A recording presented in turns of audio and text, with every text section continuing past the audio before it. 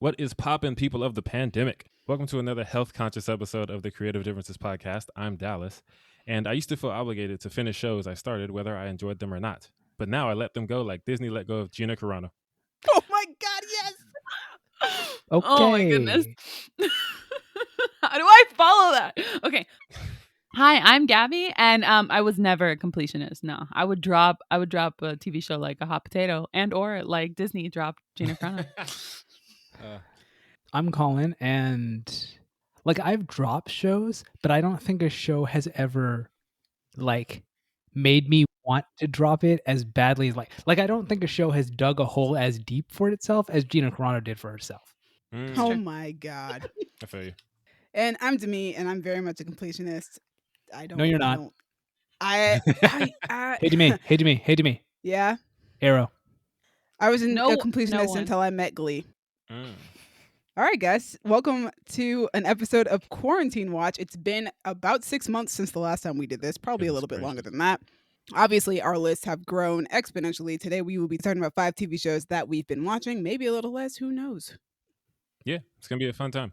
Before we get into our random assortment of TV shows, because it's going to get real random, please like and subscribe because I want us to get some of that Skillshare and Hello Tushy money that other podcasters are doing. Yes. Also, that a function of beauty money.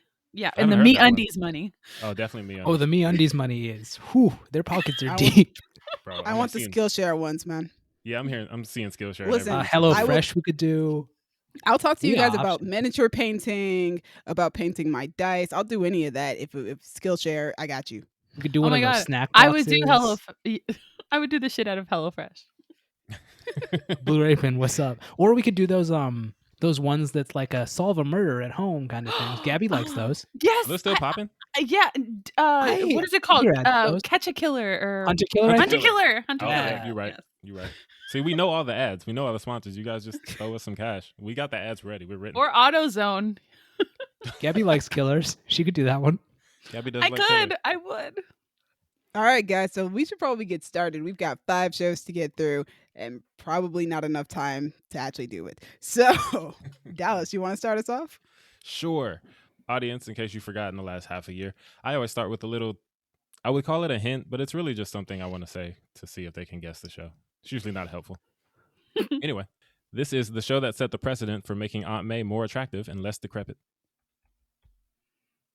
It's a Spider-Man cartoon, obviously. It is a Spider-Man cartoon. Good job. But there are a bunch of Is it- those. There are a Is bunch it of those. Spectacular Spider-Man? Close. It is. Well, we could Ultimate- just pick an We're not- adjective We're not going to do and that. figure it out. Yes, Ultimate Spider-Man. It came right after Spectacular Spider-Man. Also, audience, we can see each other now. We Shout can. out to Zencaster and their updates. So when we like say things, sometimes we're reacting visually, and like Demi is rubbing on some In and Out right now. Are those animal style though? They are because they're in the container. Yes. They're not animal style. Oh. They Or are they have just cheese cheese on them. fries? Okay, you know what? That's Cheers. fine too, as long as you're not eating the basic ass fries. Although, No, if you they're- ask for them well done, they're good. They are good, well done. But I have their cheese fries, and I put some seasoned salt on them as well. Oh, look at you. Bold, I like it. Seasoning. But yeah, back to you, audience. So sorry when we get distracted by each other's visuals. We're stunning people. And it's just so much fun to look at each other. Anyway, Ultimate Spider-Man. It's on Disney Plus, and it was created by Man of Action, which I thought was a man. Turns out it's men. Man of Action is a writing collective consisting of Stephen T. Siegel, Joe Kelly, Joe Casey, and Duncan Rolao. They made Ben 10, so you probably heard Oh, that name shit. before. Yeah, right? It stars Drake Bell, D. Bradley Baker, Greg Sipes, Caitlin Taylor, Love, and Logan Miller. And the summary is Spider-Man battles evil with a new team of teen colleagues in training from S.H.I.E.L.D. Is it about Miles if it's ultimate, or is that just the label they're using? It's just they ran out of labels, so they're Oh, like God. Ultimate work. They were like, But- we got to take one for Miles. Sorry, Miles. I don't know if they've ever done one with Amazing that- Ones out of. Cultural appropriation. Well, actually, you bring up an interesting point because the Ultimate Universe gave us Black Nick Fury, and this show has Black Nick Fury. But also, the show came out after the MCU started, so they were just like, yeah, he's black now, of course. Anyway, The idea of a non-black Nick Fury, I can't. it's No. wild. It's funny. One of my favorite lines in one of the comics when Miles meets Peter from our universe, he meets Black Nick Fury. And Nick is like, do you have a Nick Fury on your universe? And he says, yeah. No, he's talking to Peter. He says, Peter, do you have a Nick Fury on your universe? He says, yeah. Ours is white. And Nick says, I'm sorry to hear that. Sorry to hear that. It's so great. That's great. But yes, I tried the show when it first came on, and I didn't really rock with it. It came on a few years after Spectacular Spider-Man, which was amazing. No pun intended. It was spectacular. Pun intended. It was just such a good Spider-Man show. Gabby, don't look at me like that. It was such a good show. And everyone will tell you it's like probably the best Spider-Man show. So by comparison, this one just felt less. But revisiting it later, I was able to enjoy it. It's still not as good as the other one, though. The premise is interesting. Spider-Man gets recruited to S.H.I.E.L.D. and they give him this team of like almost Teen Titan-esque kind of heroes. They're all in high school and they make him the leader. It's weird though because it's Iron Fist, Luke Cage, Nova, and White Tiger. And Iron Fist and Luke Cage are never really teenagers. So that was kind of off-putting because when I was younger, I was a really annoying nerd about source material. That's super And weird. They like- could have just had Cloak and Dagger. They when could you have were done younger. No, I'm just kidding. so much. Yes, I have tried to, let go of my source Attachment? material Oh. angst. I don't know. Your how to call it. comic snobbery. Yeah. You got to be like Disney. Let go of the negative stuff in your life. But yeah. So once I got over all that, I was like, this show is actually pretty good. I really like the cast. It has J.K. Simmons back as J. Jonah Jameson, which Always. of Forever. course you have to. Clark Gregg is back playing Phil Coulson, who is the principal of Peter's high school because he's going undercover. But then he like really takes onto the role. Like Nick assigns him to the school so we can watch Peter. And then by the time Nick comes back to talk to him, he's like, we got PTA meetings and I got to worry about these budgets and there's a school dance coming up. It's very funny. He's like Clark Gregg. invested in his job. Yes, Clark Gregg is dope. Great. And Tara Strong, my favorite actress, is Mary Jane Watson, so can't go wrong there. Also, Greg Sipes is Iron Fist, and Greg Sipes is a Beast Boy from Teen Titans. So he has that like white surfer stoner kind of voice, and that's perfect for Iron Fist because if you know Iron Fist outside of the Netflix show, this is pretty much what he's like. But yeah, the show is like very kid friendly, which isn't my favorite. The jokes still hit sometimes, but a lot of times it's a little more like aimed at the younger crowd, which it's fair. It came out on Disney XD. It's not made for me. I'm almost 30. My favorite thing about it is how deep it dives into the Marvel universe. Like every character has been on the show. They have all the Avengers, Black Widow, Iron Man, Hulk's been there several times. Guardians? Guardians have been there, yes. Miles Morales was on the show, voiced by Donald Glover. And I Oh. think that was my favorite thing about it. Aside from the episode with Deadpool, and he's voiced by Will Friedle, Ron Stoppable. And he did such an amazing job. It was so great. That's what made me actually want to watch the show because I saw that episode years ago. But yeah, Will Friedle is an amazing voice actor. Batman Beyond, Ron Stoppable. He played Star-Lord in a cartoon for Guardians at some point. And then he played Deadpool. Dude's dope. Sounds like He's he's also like the super into D&D, which is awesome. He has a whole series on YouTube where he teaches you how to paint miniatures, and it's great. He seems like he would be. That's great. I love Will Friedle. But yeah, it's a fun show. I recommended it if you're a big fan of Spider-Man and kid shows. Moving on to, I think, Gabby's next. Alrighty. I'm going to keep this one really brief because I'm pretty sure I've already talked about it a little bit on the podcast, and it is Bridgerton. Oh my God.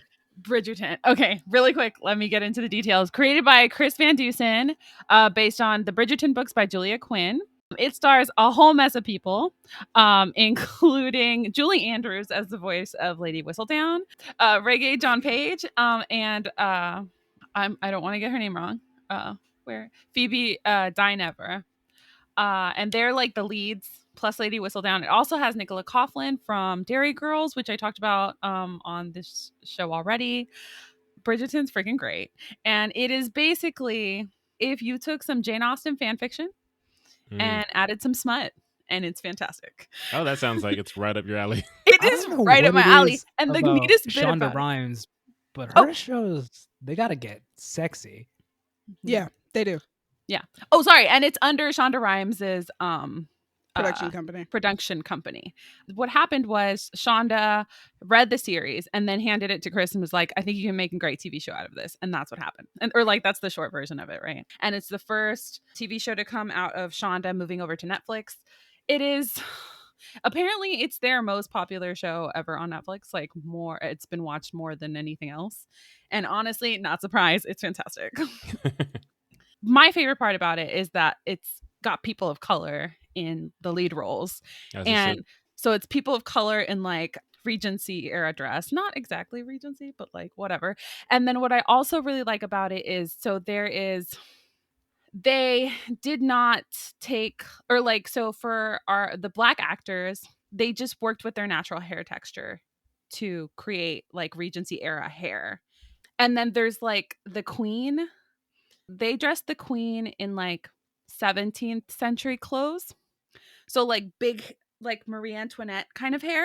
And there's like, they just took whatever texture she had or like they wanted to work with. So at one point it was just dreads. Like they took dreads and put it into this gigantic form. Oh, the Queen was serving looks. I mean, they were from the wrong century, but they were amazing.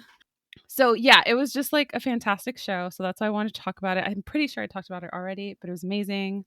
It's super, super popular. Like, you know, it's everywhere.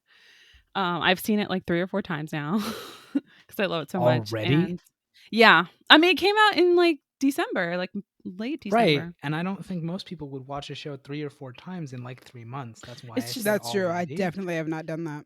I've never done that. Well, we just put it on in the background here at our house. Like we were just hanging out crocheting and knitting one day. And we just put it on, and then we just talked about how much we like were obsessed with Reggae John Page. I just want to talk about Bridgerton once more. It's amazing. Highly recommend it. One more time. I just love. So it's not trying to be historically accurate at all. Like I said, the Queen's dressed in clothes from the wrong century, but you could tell they just wanted to be extra AF with the Queen. So they're like, you know what? What's the most extra clothes? Marie Antoinette. Let's put her in that. So I just like that they're like, this is a fairy tale and we're going to make it obvious that it's a fairy tale and all the clothes is extra AF and it's not historically accurate, but we don't care. And I do like that bit about it too. It's like, it's just what it's supposed to be. And it doesn't try to be anything else. Very nice. All right. So I was going to do a 2-for-1 on this one, but then I realized I didn't have enough TV shows that I had finished to do that. So I'm not going to. I'm going to split them up into one each. But we're going to head back into the animated universe with one of the greatest animated shows ever made, Avatar: The Last Airbender, created by Michael Dante DiMartino and Brian Konietzko, starring Zach Tyler, Mae Whitman, Jack DeSena, Dante Bosco, Michaela Jill Murphy, and Dee Bradley Baker. Yeah. In a war-torn world of elemental magic, a young boy reawakens to undertake a dangerous mystic quest to fulfill his destiny as the Avatar and bring peace to the world. It took me years to get into this show. I know. We were all waiting for you to watch it. My younger brother was super into this show when it first came out. My cousin was also super into it. And then I got to high school and all my friends were super into it. And I just never got into it, despite the fact that elemental magic and superpowers have always been some of my favorite things that you can possibly put into superhero media of any sort. It's fantastic. I love it. I used to play make-believe games with my friends and in elementary school on the playground where each of us had to have a different elemental power. Nice. It's always been my thing ever since I was a small child. So I love that aspect of the show, obviously. I've tried to watch the show, I think, twice before I finally got through it. Sokka was always my favorite, no matter which time I was trying to watch it. I remember when I initially started trying to watch it, I was like, Sokka's my favorite because I feel like Sokka is who I would be in this universe. I've come to learn that's clearly not true. But we'll get into that later. Sokka was always my favorite. And then I love Zuko, obviously. He's got one of the greatest redemption arcs I've ever seen. Like, honestly, the things that I could say about Avatar, you've probably heard 1,000 times over about this show because everybody says basically the same thing. So, yeah, it's one of the greatest animated shows ever made, possibly one of the greatest shows ever made. Awesome animation, awesome story. And I'm just going to leave it off with Zutara fans. I see you. Thank One you. of the greatest potential enemies to lovers arcs ever created, and they didn't do it. I'm I'm so sorry that you have such bad taste. You know I what? definitely No. don't have bad taste. No. I'm Oh, sorry. honey, yes, you do. As somebody who was a 14-year-old girl, I can tell you right now, I definitely wouldn't have been looking at the 12-year-old. Yep. Same. That's for damn certain. Same. Okay, don't look at the 12-year-old. Look at somebody who isn't like trying to kill you half the time. Did Jet just die? It's really unclear. Not him, because he's trash. But like, seriously, come on. Listen, I totally see why people would ship Zutaro. We're not going to get into it here on this podcast, but I see you guys. I relate. you. I get it. I totally get it. I wasn't getting it until the end of season 2, and then I was like, oh, yeah, I get it. I get it. Oh, I'm sorry. You mean the end of season 2, where after showing this development and growth with his uncle, when his sister shows up, he's like, you know what? Nah, I'm gonna side with her because I'm trash. And in That's that moment, when you I were was like, very yeah, they disappointed should in him. It only made the season 3 redemption even better. It did. So as a 'Cause he character, got for everything he Zuko's wanted. character, I think it's wonderful. But if you see that, if she goes through that, and then you're saying, yeah, they should end up together, no, you're just wrong. Well, if they were supposed to be together, they wouldn't have done that, right? He would have sided with her. And No, that they would've still would have completely done that because changed. that was what needed to happen for Zuko's character. But you watch that to me, and you're telling me that after that, you were like, We are yeah, getting yeah, they should get No, together. because No. it was the moment when he apologized that I was like, oh, I see why people ship this then. I can get down with this. And then he disappointed me, and I was like, damn you, Zuko. I But feel yeah, like I seen, said, we're not though. going to get into all that. feel I see seen. you, Gabby. For once, me and you are agreeing on an enemies to lovers ship. I got you, fam. I guess this is just like Gabby's bag because last time Demi was very against it for the one we were talking about. But Because I there yeah. love wasn't an enemies to apology. lovers. Once there was an apology, I was cool with it. I'm down if there is an apology. Interesting set of standards. I don't want to get into I mean, yeah, you have to apologize and you have to acknowledge the fact that you did wrong and that you Of were course. wrong the entire time. If you don't do that, then I got to be like, no, that's a hard pass. All right. I respect that. Fiction is very different than real life, guys. Oh, definitely. Yeah, fiction is like I can allow things to happen in fiction because it's not real, more so than I can in real life. I feel it. That's fair. I do not. What's the word? I don't want to Condone. endorse or I don't want to endorse or condemn any ships that my friends are into. I just want to say that I had pretty much the same introduction to Avatar that you did, and I Yeah. thought I was the last person in the world to see the show, but turns out it was you. I was second to last because I watched it like a couple years ago, and I thought all of my friends had seen it, and it's like, oh, Demi hasn't seen it yet. Cool. Now I I'm can the yell last at her like person to everyone see yelled at me. Korra. And Korra is fire, but we'll get to that later. We're going to get to that in a little bit, but we're on to the next round. Dallas, what you got? Next round, I'm developing a theme. So, one of the best superhero shows ever, and probably the main reason I'm so into comics. Is it Young Justice? You are very close. Oh, Teen Titans. You are getting farther? I don't Wait, know. hold on. I got farther with Teen Titans? I'm curious now. I'm not really sure. Or is it Justice League Unlimited? Yes. So, There we go. mine, I'm doing a twofer. I'm doing Justice League and Justice League Unlimited. Makes The only- sense. the only reason I felt comfortable enough to do that is because it's basically one long show in continuity. They just rebranded the name. Yeah, I said closer, like farther, because Young Justice has justice in the name, but Teen Titans Also, is, like, Young Justice closer is time wise. isn't Young Justice also basically a spinoff of that Justice League universe anyway? It's a weird, like rebooted kind of thing. I don't know. Comic books are weird. TV shows are weird. Anyway, Soft reboot. yeah. Where they switched up all the voice actors, that bothered me. But we're not here to talk about that right now. Did we talk about Young? Never mind. I think you have Okay, I think we did. at Yeah, some point. I feel like we bring it up every so often. I think it's one of maybe those things. these. I love that show, and also I love this show. This show is developed by Bruce Timm. It stars Kevin Conroy, the GOAT, best Batman of all time, George Newbern, Susan Eisenberg, Phil Lamar, Michael Rosenbaum, Carl Lumley, Maria Canales Barrera. The only reason I said all 7 names is because there's a bunch of people in freaking Justice League. So the summary for Justice League is 7 of the most formidable heroes form arguably the most powerful team ever. And the summary for Justice League Unlimited is a continuation of the Justice League animated series. Finds the original members of the team joined in their battle against crime and evil by dozens of other heroes from the DC Comics universe. Very standard. This show is pretty much the culmination of the DCAU, which is the universe that started with Batman the Animated Series and then Superman, Static Shock, not Teen Titans for some reason, and then this show here. And it's such a good like culmination of everything. Batman Beyond too. it's just so dope to see a bit of everyone in the DC universe. There's some exceptions because they had this weird thing called a bat embargo back then, where they weren't allowed to use a lot of Batman supporting characters. Meanwhile, we're stuck with them all the time nowadays. No, that's all we can use. And But that's why they did the bat embargo before. We need yeah, it another was a one. weird situation. Yeah, there's They like were like, stop different, using Nightwing as a crutch. honestly, like, and it's so annoying because I see why they did it. You got to give the other characters some time to shine, but we never got to see Nightwing. I don't think any of the Robins made it on to Justice League. Joker's in there like once or twice. He kind of slipped through the cracks, but for the most part, Batman's like supporting characters were like, nah, we're gonna keep those for something else. That aside, the show's amazing. It introduced me to so many dope characters. They kind of changed the format when Justice League Unlimited started. It like expanded in this way that you could use all the different characters. So it wasn't just on these first 7. Like each episode was about a different group, different character.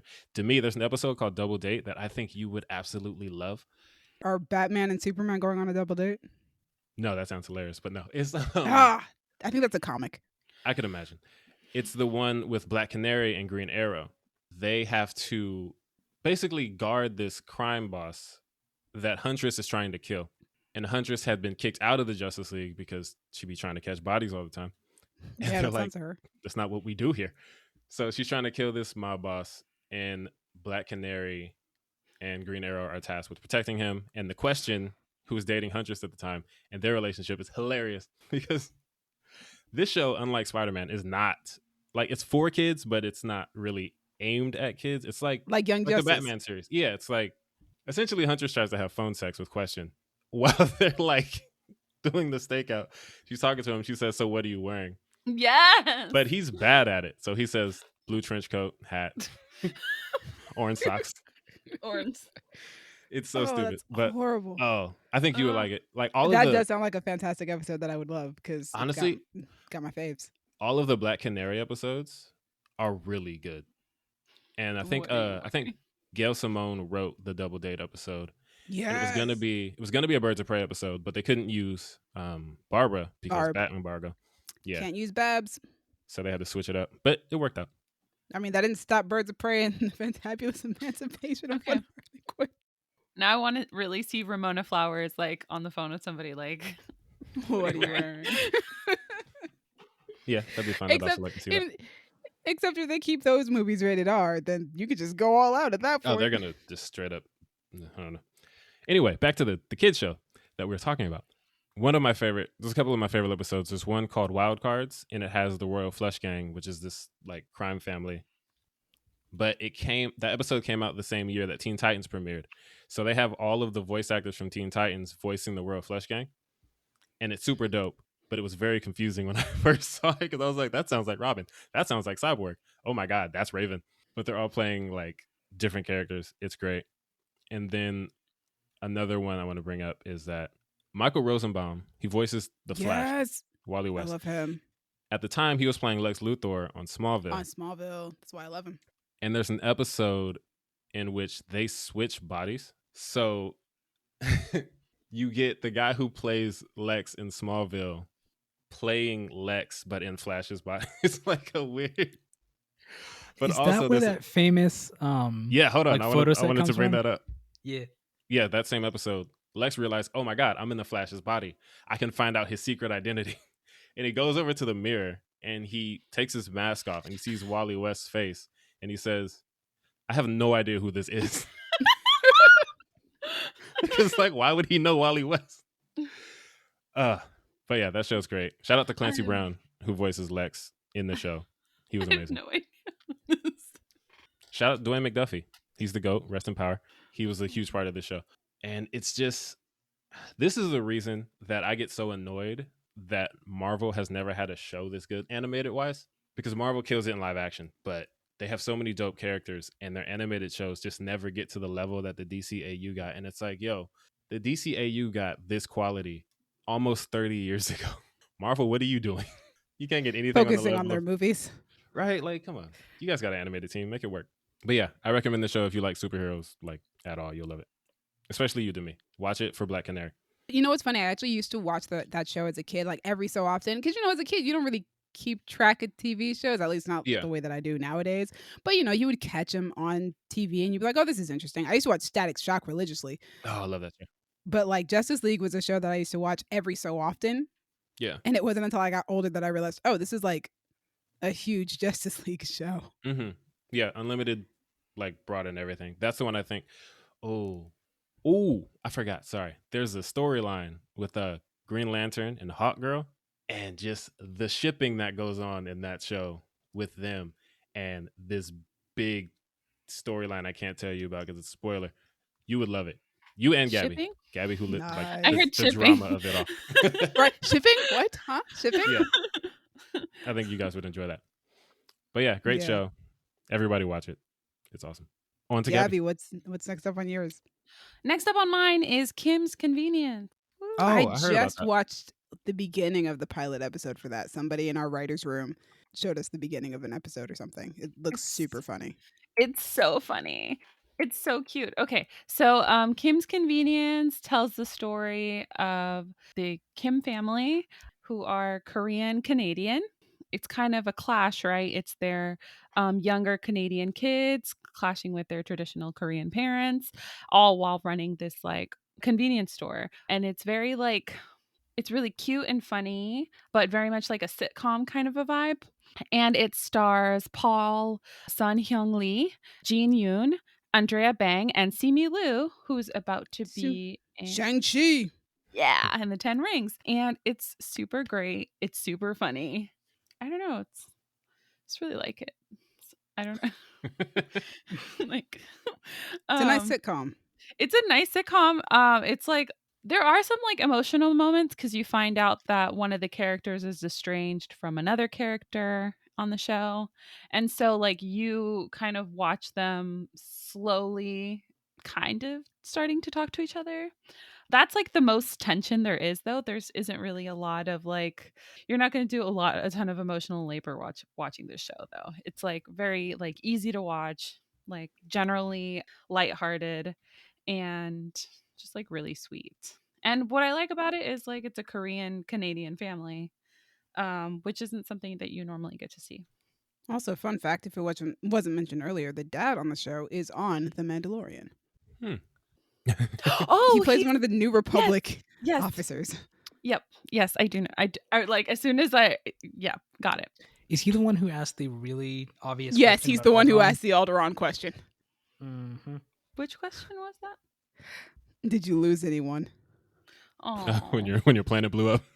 Yeah, I think she's I like, did. yeah, bitch, everyone. What are you talking about? I was like, I Did don't know, you maybe lose anyone? No, maybe like her all whole my family dad was off have- planet. Well, actually, yeah, she was off planet, so fine. But a la misma vez, like, just assume. But She she had said to lose she's from Alderaan. somebody. Yeah, At least a like friend. even like a distant cousin, like someone. Somebody. What a wild question.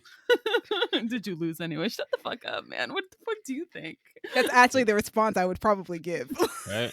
Like, nigga, it blew You up. don't ask What do you- people from Alderaan that. Just assume that we're all dead. That my whole family died. Did you lose someone? Yeah, Hilarious. That's the dad from Kim's Convenience. He's great, and Simi Liu is great in it. There's like a running joke that he's super good looking the whole time, and his roommate is like, you can't come in the house when I'm have a date because you're so good looking, and it's like not wrong. Ah, Yeah, Horrible. it's really great. It's really delightful, easy watch, and It's on it's really Netflix. sweet. I love it. It's on Netflix. That's where I'm watching it. I'm still watching it, but oh, it's so great. Cool. So we're gonna do what Nickelodeon did and jump back into the Avatar universe because the next show on my list is The Legend of Korra. let's go.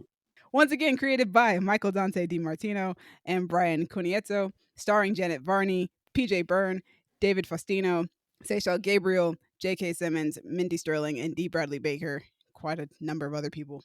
Avatar Korra fights to keep Republic City safe from the evil forces of both the physical and spiritual worlds. So, confession time, guys. This is probably blasphemous, but I love The Legend of Korra and Korra more than I love Avatar The Last Airbender and Aang. I was gonna ask you that. That was gonna be my I mean, first we've question. been new. You said that. Yeah, I just wanted her to say it on mic.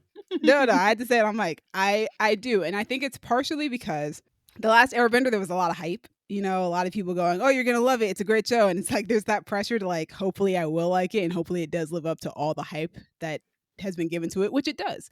It absolutely does. But also partially because I relate to Korra hardcore, which is such a rarity for me with characters in media.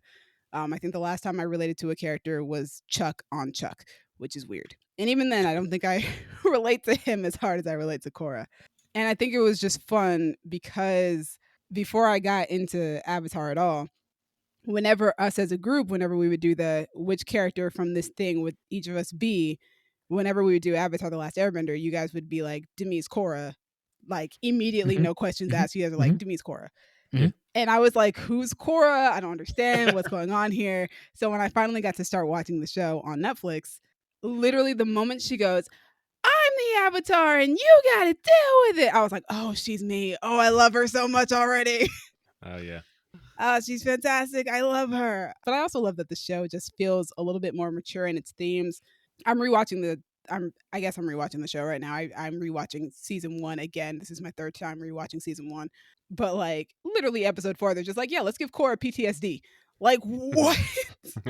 Okay, sure. I love that the show is literally the absolute opposite of everything that Avatar The Last Airbender was. It could have been really easy just to kind of rehash a similar storyline, but they didn't. They completely made everything the opposite. Instead of, Aang wasn't quite raised to be the Avatar and he's had like 100 years, away from society. Korra has been locked away to become the Avatar and has no idea what it means to be like a normal human being. Avatar The Last Airbender has one big bad. Korra's got a new one every single season. Their seasons are shorter, and I think I also just appreciate that the Legend of Korra seasons are just a lot more tight knit. They've trimmed a lot of the fat out. It's just not a lot of filler to go off of. I love the change in the time period and how it's a reflection of our own history. Like when they create movers in this universe, I absolutely freaked out because I was like, "Oh my gosh, they've created movies! This is so cool! This is great!" It's That just was so dope. fun, and they use it in the same way that we basically used it when we first discovered it. We used it for propaganda. Like, Yeah. Also, dog videos. I'm just kidding. yeah, it's so fantastic. I connected with Korra's gang a lot more. I just really love every member of Team Avatar 2.0. Like I just love this show so much. And I think it helps that I also didn't have any pressure to love this show as much as everybody else because I heard so many mixed reviews about it. And I was just like, this is great. I love everything about this. This is so cool. And Korra is so cool. Okay, so I have a question for clarification's sake. You said you like love all the members of their team. Not Mako. I'm just kidding. So you said you love every member of Korra's. I think they're referred to as Team Avatar. Yeah, they are. Yeah, because the first one is the gang, but then she just says Team Avatar. So how does that interact with your like being a super shipper of Korra and Asami when that pile of trash is over there in the corner? Okay, first off, I do actually really like Mako. I know a lot of people hate him, but I do like Mako. I just think that I don't know. There's not like I get why people don't like Mako, but I do like him. I did not like his relationship with Korra. At first, I was just like, yeah, this is kind of run of the mill. Of course she's interested in Mako, and of course she wants to be with him. At the end of season 1, I'm like, yeah, it makes sense that they're together. By the end of season 2, I was like, dear God, end this love triangle immediately. I'm so tired. But yeah, I am a huge Korrasami shipper, and I did actually see all the signs, actually starting with season 1, and I was like, oh, I see why people were totally shipping this when the show initially came out, and why the writers kind of changed directions with their relationships. But yeah, I didn't mind Korra and Mako in the first season, didn't mind Asami and Mako in the first season. Second season was where I was like, everything is downhill, please stop. I was like, please just bring me Korrasami as quickly as possible because this is killing me. But that slow burn really worked out for those last 2 seasons. Even if most people can't see the signs, I would love to discuss with people the signs that were shown in the show. I actually don't think I've had that conversation with you guys yet. All the signs that I was seeing from Jump. Yeah, I don't think so because I definitely did not see it coming. Like to me, it always felt kind of out of nowhere for them. But then I guess I wasn't really looking for that because by that time I was like, "Fuck, don't put her with anybody. I don't care anymore." I don't blame you. Yo, That's a discussion for outside of the podcast, though. I will definitely tell you all the signs that I saw throughout the show. Not here. That would take us a lot of time that we don't have. We should probably move on to our Before next we round. do that, Okay, yeah. I just want to say that like 90% of what you said, I agree with you. Like we're vibing Yeah. today on We're the. still vibing. I wouldn't go as far as to say that I like Korra more as a show, but I definitely the disparity that everyone puts between them. I don't see it as much. Like people are like, "Oh, Yeah. Avatar is the best show in the world, and Korra is mediocre." It's like, all right, relax, guys. It's I love really them not both. that big of a difference. Korra's dope, but Yeah. I also think that a lot of the things that people have an issue with Korra, I actually like the villains changing. Like every season kind of feels like its own story, and people Yeah. say that like I can see how that could make it feel disjointed, but I get tired of the same thing over and over again. Also, Zahir is that nigga. He is so dope, and I Zahir is love the him so best. much. Like I would watch a whole show about him. I was talking to somebody and I was like, The Legend of Korra just has better villains. Minus one villain on Legend of Korra. Legend of Korra has better villains than Avatar: The Last Airbender ever did. Considering Azula is fantastic. Because Azula Yeah, I is was gonna amazing. say Azula notwithstanding, because she's amazing, but She's amazing. Zahir But she and wasn't his the whole big bad. squad. Right. Like you got to think about Ozai being the big. Oh, shout out to Mark Hamill, by the way. Yeah, Mark Hamill. Yes, Mark Mark Hamill. Hamill, the man. Shout out to Grey Griffin / Grey Delisle / Erin Delisle. She goes by a lot of names, but she plays Azula Damn, and she's really? awesome. Yeah. Her name changes like every few years, I think. And shout out to Dante Bosco, because we didn't bring him up last time, but he's amazing as well.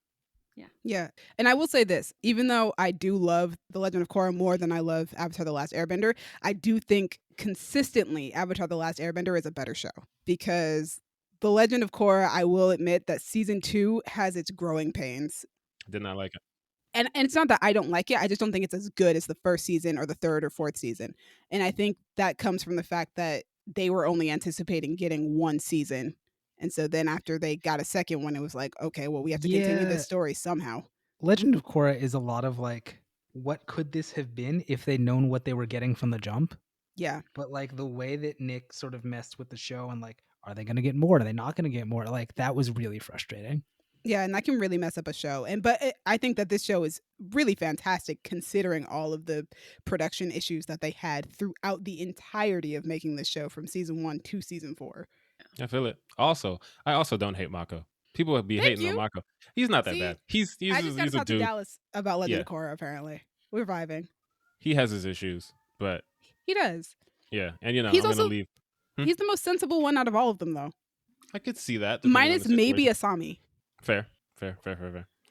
But yeah, he's fine. He's not terrible. I'm gonna stay off the shipping conversation because I don't really. He's get a horrible boyfriend, but outside of that, he's fine. Right. But yeah, we're vibing. I feel you on most of the things you said. What's your third show, guy? My guy? What's up, Dallas? Third show is an underdog sports story, but without the inspiring parts. Ted Lasso. It is not Ted Lasso. I haven't seen that. I heard it's really good Yeah, I did too. I want to see it. though. I've heard of several shows like that, but I don't think I'll guess which one exactly it is. So this one is a Netflix show called Hoops. That was the one that came to mind immediately. Yeah. I was gonna say Hoops. I just saw a piece of it the other day in the writer's room. We pulled it up. Interesting. Oh, Jake Johnson isn't that? Yes. I love him. So this show is created by Ben Hoffman, starring Jake Johnson, Ron Funches, Cleo King, Natasha Leggero. Yeah, Ron Funches.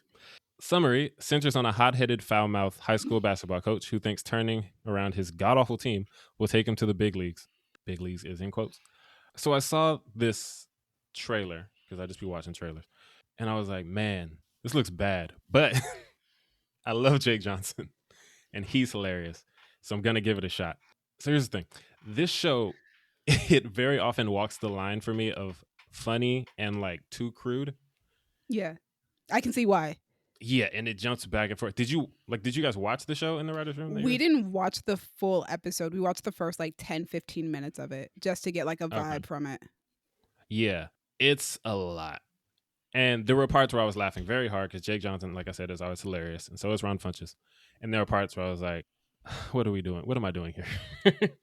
Unfortunately, I think it spends too much time on the wrong side of that line for me. So I made it like over halfway through the season. And I was like, I'm done. Nah. I gotta treat this like Gina. Let's let it go. wasn't about to I see love that that through. that's just a line now. That's just going to be a through line throughout our We're show. gonna drop it like Gina. Drop it like Gina. Drop it like the new Gina. catchphrase. Can we make a shirt from that? Oh my god, I Yo. We hope so. probably shouldn't. Drop it like Gina. That's a catchphrase. We can make it merch. Anyway, what was I saying? Hoops. It's funny sometimes, and sometimes it's not. I recommend it if you're really into crude humor and Jake Johnson. I'm into Jake Johnson. I'm not super into crude humor, so I had better things to do. Moving on. Gabby. My next show is Mixed-ish, Oh, which is Nice. a spin-off of Blackish. That's so funny. I think I've talked about Grownish on this show before too. So we're just getting all the issues. We're gonna cover all the issues. Yeah. Yeah. Okay. So really quickly, follows Bo's parents, Paul and Alicia, who are forced to move from a hippie commune to the suburbs to better provide for their family after the dissolution of their cult. Right. It sounds heavy. It's not. It's pretty light. That part's covered like very like in a light kind of way. But Is it like Kimmy Schmidt? yeah, that part it literally is just like the first like maybe 5 minutes of the first episode. It's just like she was like, we were living so great until we got raided by the FBI, and then we had to move to the suburbs. They covered it really quickly.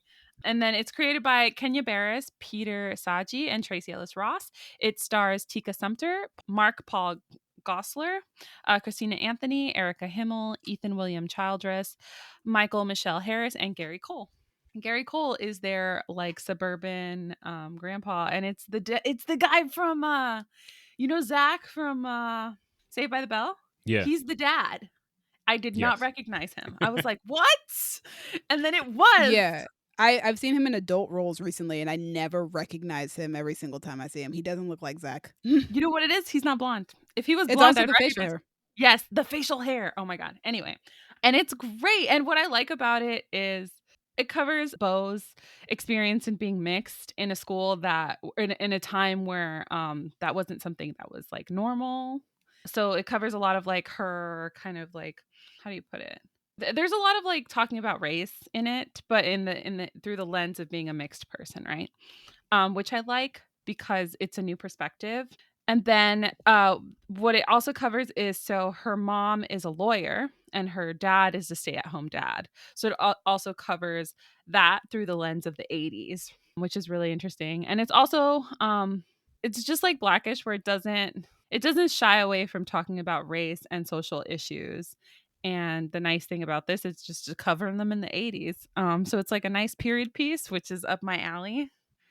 And and it also talks about social justice and like society and like so there's an episode where the story is that her parents both marched in the civil rights movement, and the dad was a close friend of Martin Luther King Jr., and he's like the white dude. Nice. So like there's an episode where it's like the first year that they're celebrating Martin Luther King Day as a federal holiday, and like all the schools are like Martin Luther King, woo. And so they asked the dad, the white dad, to come and talk about Martin Luther King because he knew him personally, right? And the dad realizes he had been giving everybody this like sanitized version of Martin Luther King, which was something that we started like rebelling against recently too, right? Everybody was like, we've been given a sanitized version of Martin Luther King. Like people didn't actually like him. Like he was considered very unpopular. So but the dad realizes that. He's like, oh no, I gave my kids a sanitized version. That's not what really happened. And so instead of just giving the easy sanitized version that the school wanted, he was like, oh, let me tell you what it was really like. And so that was like, I liked the way that they did that episode, because it was like similar to how people are feeling nowadays, but they covered it through the lens of the 80s, right? So yeah, that's Mixed-ish. I really like it. It's really great. Nice. Dope. So we're gonna do the one show on my list today that's not an animated show, which is crazy that all my shows today are animated except for this. Animation is dope. Yeah, but I don't watch a lot of animation like that, which is why it's surprising. So my next show is Making the Witcher, which is on Netflix, directed by Nathan Wiley, starring Henry Cavill, Anya Chalotra, Freya Allen, Lauren Schmidt, the creator, Tomas Baginski, an executive producer, and a lot of the Witcher casting crew, basically. Journey into the extraordinary world of The Witcher, from casting the roles to Jaskier's catchy song in this behind-the-scenes look at the series.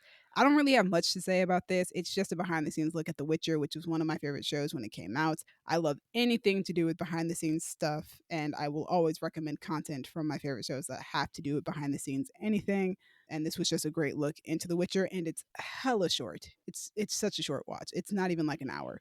IMDb said it's like 30 something minutes. I think it's longer than that, but yeah, it's not long. Check it out if you're into behind the scenes stuff like I am, because I'm just a nerd. But yeah, that's making The Witcher. There's not much more to say beyond that. Dallas, what's next on your list? All right. Next on my list is an anthology series that I found more off-putting than interesting. Bly House? What house? No, he watched Haunting that at a while Bly back. Manor? No. Yeah, we already did a review for that. Did you end up watching Into the Dark? I did not end up watching it. That's the one with the tentacles, right? Yeah. Yeah, I didn't do that. I honestly don't know what anthology series have come out recently, so I have no idea. That's cool. It's called Room 104, and it's on HBO. Oh, I've heard of that one. Oh my god. Melissa Fumero is in one of the episodes. She is. I'm going to Called get to that. Bangs. Did you watch it? No. Okay. So this show is created by Mark Duplass and Jay Duplass, the brothers who create stuff together. Man, never mind. I was going to say, I don't know which one is which. It stars a bunch of people because it's an anthology, but Dave Bautista, Melissa Fumero, Kevin Nealon, Gary Cole, a bunch of other people. Hari Nef is in like the first episode. Summary is an anthology series set in the room 104 of a seemingly average American motel, telling each time a different story of the assorted guests who pass through, which can range from funny and fantastical to dramatic and horrifying. I didn't know what this show was, but I love anthologies, and I saw a trailer for it, and apparently it's on season 4. That's the season that I watched most of. I was like, yeah, I can start with season 4. It's an anthology. Who cares? I wanted to see if it was going to be on my list for last year. It was not. It's an interesting thing because you never know what you're going to get with an anthology. Like there's your Black Mirrors, your Into the Darks, Electric Sheep or Electric Dreams, whatever that one was called. So this one, I couldn't really put a finger on what it was going to be at any given time. There's comedies, there's scary-ish ones. What usually happens with this one is that I find myself watching an episode and then I finish it and I'm like, I ain't really like that. But I can't stop myself from watching the next one because it's an anthology, which means the next one might not be anything like that. So I was like, I'm going to give it a shot because anthologies have this weird hold on me. And after 8 episodes, I was like, all right, that's enough. And I say all this to say, the show is not bad. It's just not really my vibe, my cup of tea. There was definitely interesting moments in the episodes. Some of them are really good. A lot of them were just really weird. They definitely do some creative things. And I can always admire a show just for the amount of creativity involved.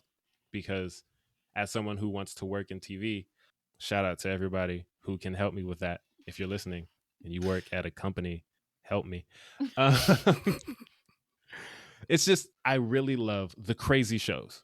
Like shows that even if I don't watch the show or if I had to let it go, like Gina, yeah, shows like Legion, which is insane. Atlanta, which is insane and amazing. The Amazing World of Gumball, which, oh my God, that's one of my favorite shows, but it's the most ridiculous thing I've ever seen. And just the fact that someone can go into Ed like office studio, be like, hey, I want to pitch this thing. It's going to sound crazy. And when we make it, it's going to be crazy. But will you let me do it? And the studio's like, yeah, bro, I got you. I love that. I just love creativity and weirdness. And I want to talk about the Melissa Fumero episode because it's the second time Melissa has played a character that reminds me so much of Gabby. Oh, no. It's ridiculous. So And Melissa and I are the same person. honestly, when we make a movie about Gabby's life, Melissa's going to play I like her. that it's a win. Yeah, it's not an if, it's a win. We're all getting movies. Yeah. And to be fair, it might be I see her so much as Amy Santiago that I can't not see Gabby when I look at her. But I watched the episode and I was like, I can see Gabby doing this. But I'm pretty sure I texted Gabby after I watched the episode, like, Gabby, watch this one episode of this one show. You did. Yes. And I'd already heard of it because I follow her on Instagram. She's like, watch this. And I was like, I'll get to it. And then I haven't yet. So get to it. So I recommend it if you like really weird stuff or if you're Gabby and I told you to watch it already. You got it. Hey, Dallas. Hey, This Colin. is just a quick aside, but you got me looking up another anthology that you and I have both watched and it may or may not ever continue. I don't know. Is it Love, Death, and Um, Robots? Yes. Hey. Did you even know that originally there was some controversy because some people alleged that the episode order you got was somehow based on your sexual orientation? What? Yo, you know what? What? That sounds stupid, but You and I did get different orders. You guys This did get different is orders. true. So maybe it's not stupid. But also, I think most people got your order. So most people So- are gay. Something's changing. That Kinsey scale is tipping. Anyway, yeah, moving on. Gabby, what's next up on your list? Next up on my list is wait, what number are we on? 4. 4. Oh no. Oh I boy. don't think I have enough. Well, okay, you know what? I'm just gonna do it really quickly. I'm gonna talk about Avenue 5. Hey. So I watched Avenue 5. Dallas has already talked about it, so I'm only gonna cover it really briefly. It's true. It is exactly the same vibe as Veep. The Nice. same energy. It's just they changed the setting and the actors. But like Veep was that mean and that ridiculous. It's just like just translate the catastrophes to political career catastrophes.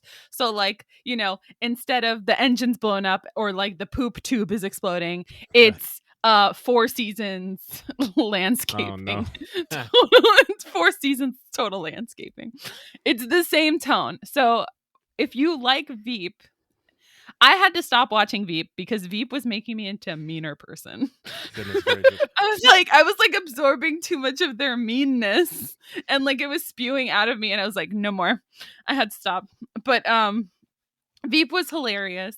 It's the same tone as Avenue 5 is the same tone as Veep. And I just wanted to put that out there just so people know. It's great.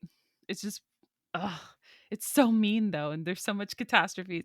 I couldn't keep watching Avenue 5 because I was getting so much anxiety from it's rough. the catastrophes. So I was just like, oh, I need a break. I want But to it say, is a good show. I love it. I want to say 2 things about that. 1, I got to watch Veep. And 2, you brought up the 4 seasons landscaping thing. Did you guys see that Super Bowl commercial that had the 4 seasons landscaping place in it? No. No. It was so Send good. it. Send it in the group chat. I'm going to send it, but it's so funny. Like, they really went all in with that whole situation. And I was like, wait, that's his commercial for Fiverr. I don't know what that company does. Like, Oh, I know what Marketing? that company Okay. does. I almost made an Yeah. account. well, yes, Demi knows what it does, but they had a commercial and they used that location in it. And I'm pretty sure at some point, the lady in the commercial answers the phone and she says, like, this is not a hotel. Such a good commercial. But yes, I'm glad you watched Avenue 5 because it's great. Oh God. Demi, is it your turn? It is my turn. So next thing on my list, next animation on my list is She-Ra and the Princesses of Power, created Oh, by hello. Noah Stevenson, starring Amy Carrero, Marcus Scribner, Karen Fukuhara, AJ Mashaka, and so many other fantastic actors. She-Ra, Princess of Power, leads a rebellion to free her land of Etheria from the monstrous invaders, the Horde. So Colin watches this show. Colin was one of the people who recommended this show to me, as a matter of fact, This back is when true. it first started. So I think I watched the first season, probably the second season, when those 2 first came out. During quarantine, I finally finished the show. I think I restarted it from the beginning just to refresh my memory and rewatch the whole thing. And it's a really great show. I love the characters and the storylines. It's a fun show. It's pretty funny at times. The powers are often super cool. They get bonus points for having Jordan Fisher on the show, and he plays one of my favorite characters, and he's fantastic. Adventure! I love the Glimmer and Bow dynamic. I also really love the Adora and Catra dynamic / ship.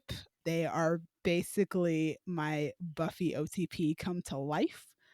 And they are also friends to.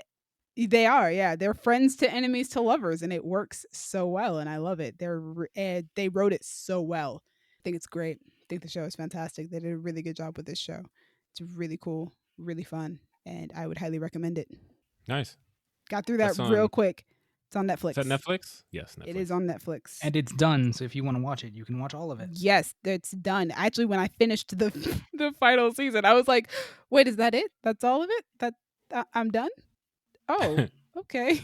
I was so sad. I for sure thought that there would have been like another season coming, but no, it was done.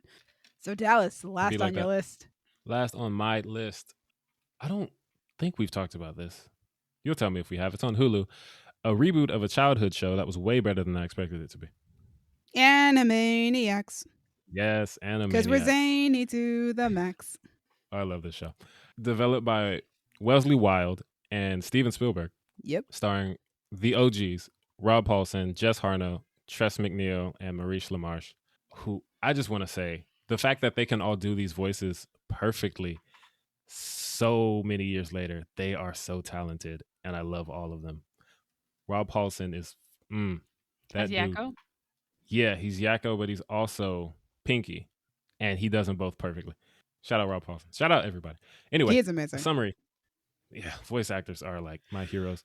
An updated version of the 1990s animated series featuring a trio of wacky characters causing mayhem on the Warner Brothers studio lot. Demi, did you watch this show? I didn't finish it. I gotta finish it. Okay. But I did watch. I gotta say, I watched the first half of it. Okay. I gotta watch the show again. It's so good. And from the jump, they pulled no hilarious. punches. Yeah. Oh, none. And this is a show I didn't watch Animaniacs a lot growing up. I did. And to be I honest, I feel like I'd enjoy it more now because they were like this already. Yeah. But with the references to stuff that I am aware of going on, they're going on Trump, Putin, the NSA, the NRA, Fox News, Tucker Carlson. They let everybody have it. And the songs are so good. The Reboot It song, Reboot It, Reuse It, like Yes. abuse it. They have a song about the things we've missed since since they've been gone. They came back and they have a song just recapping everything that happened. It's so good. Yeah, no, their new theme song slaps, bro. I love the lyric It's so changes. good. And they did a really good job of keeping it in line with the other song, but then just updating it where they need to. Yes. And how, I don't know if they did this back in the 90s, but the last line is changed for each episode. Like we're Anna, Manny, totally insane, and then that next line is going to be Oh, yeah. different each They time. did that in the 90s. Okay. Because one of the trailers, they have one, they do that, and then Dot covers both of their mouths and says, never mansplaining. Yes, I love the I was never like, yeah. mansplaining. That's so That good. is amazing. But like the pop culture parodies are hitting even more. They do they started with Jurassic Park, Yeah. and they bring everybody back. They get Ex Machina, Aladdin, Suffragette, where Dot wants to get voting rights for cartoons because she realizes that they can't vote. It's so Yo. meta and it's so great. What's up? That theme song though, like I'm looking at the lyrics to it right now, and like they changed it so it's got a brand new cast who tested well in focus group research, gender love that. balanced, pronoun neutral, and ethnically diverse. The trolls will say we're so passe, but we did meta first, and it's just like, oh my god, It's so good. They did It's so good. though. I love this show so much. There are our careers things have made comebacks. So good. like they have an episode. I can't remember what it's called. I think Bun Control or something like that. That one was weird. I loved it. It's this guy, and he's named after he's not named after, but his name is a reference to the NRA guy. He's trying to bring all these bunnies everywhere, and they keep multiplying and they keep being found everywhere. And he's trying to like force them on people. And they have this conversation like, why do we need a bunny? He's like, well, you're going to feel safer as a bunny. It's better to have a bunny and not need it than to need it and not have it. So And it's then later- gun control. Yes. And then later on, I think Wacko doesn't get what the episode was about. And he's asking, I don't want to get it wrong, but Yakko basically says like, yeah, because, America is suffering from too much bun violence.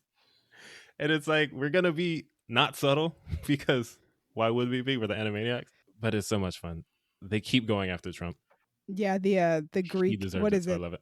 The which Greek mythology is it? Oh, The Cyclops. yes, it's the Cyclops. So funny. Yeah. This show's great. If you like the original or you're just a fan of meta humor, I definitely recommend it. It's on Hulu. And kids like it gonna watch it too. again. My younger brother, the little brother, was really enjoying it. He was watching it before I was. Yeah, it's great. And I think our niece was watching it with us. I can't remember. But Kayla and I were like, yo, we got to watch this. It's so good. I'm going to watch it again. Shout out to all those voice actors. Oh, also they brought Pinky and the Brain back. Which is great. And for me, it's better than it's ever been. Because I was never a huge fan of Pinky and the Brain. I liked Animaniacs. Pinky and the Brain was hit or miss for me. But they got it. The one thing I'm sad about though is they didn't bring back like the other characters. They brought back some of them. Yeah. But there is an interesting episode where they address that. Oh, okay. And I don't want to give it away. Don't give it away. I'll watch it. Yeah, because Yeah, you it's should watch it. we were wondering. We were like, "Yo, what's up with so many people?" Like The I can't remember the pigeons. names. Yeah, and then Chicken Boo and the nurse, everybody. But then there's an episode where they address pretty much every character and where they are, and it's wild. But yeah, great show. I love it. Gabby's turn. So my number 5 show is Major Crimes, which is I was watching The Closer, and Major Crimes is it's not quite, it's a spin-off, but it's like a continuation spin-off. So The Closer finished and Major Crimes picked up where The Closer left off, if that makes any sense. And it's a Okay. crime That show. makes sense. Like, I'm not ending on a high here. I feel like I did my list in the wrong order, but who cares? I started with what I was most excited about. But okay, so Major Crimes is a crime drama / police procedural. It's created by James Duff, and it stars Mary McDonnell, G.W. Bailey, Tony Dennison, Michael Paul Chan, Raymond Cruz, and then the list goes on because it's a big old crew. But I just covered like the basics. And I like it. It's a procedural show. There's not really much to it other than that. I kept watching it because it was one of those shows that I could like keep up with what was going on while I was like knitting or embroidering. I liked it just enough that like normally I fall off of watching these kinds of things. You know, I go and I'm done, and like I won't revisit it, or I'll be like, oh, I'll come back to it, and then I never do. But this is just something that I can put on in the background. It's really, I mean, it's high stakes because it's a police show. But is it really high stakes because it's a police show? You know what I mean? Like someone's gonna die. That's usually how it starts. Yeah. But is it somebody that I care about? No. So, although I am interested to see how the show goes because the show started before it became a thing to kill off main characters in TV shows.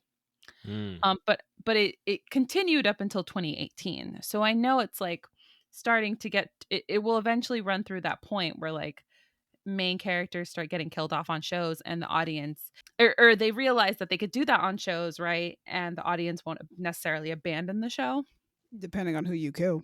That's true. But I feel like I'm going to start seeing how that affects the show. I have a feeling somebody's going to get killed off at some point. For now, it's very low stakes. Easy to put on in the background. It's Major Crimes. I recommend it if you like a police procedural. The theme of today and my shows was low stakes. Low emotional investment. I like that. Cool. So our last show on the list today is going to be the Lego Star Wars Holiday Special, directed by Ken Cunningham, starring Helen Sadler, Jake Green, Omar Benson Miller, and returning to Star Wars, Anthony Daniels, Billy D. Williams, Kelly Marie Tran, D. Bradley Baker, James Arnold Taylor, and Matt Lanter, and a bunch of other people, to be honest, but I didn't want to name off everybody. Rey leaves her friends to prepare for Life Day as she sets off on an adventure to gain a deeper knowledge of the Force.